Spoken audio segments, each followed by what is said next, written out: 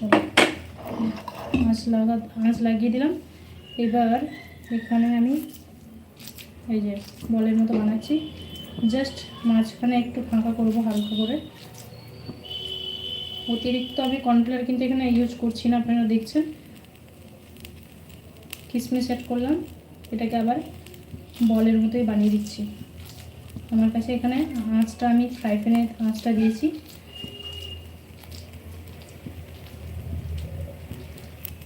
এক সাইড করে রাখবো, জাস্ট যখন আমি তাও ফ্রাই প্যানে দেবো তার আগে আমি 4টা করে দিয়ে দেবো, তাহলে দু সাইডটা খুব সুন্দর মতো ফ্রাই হয়ে যাবে।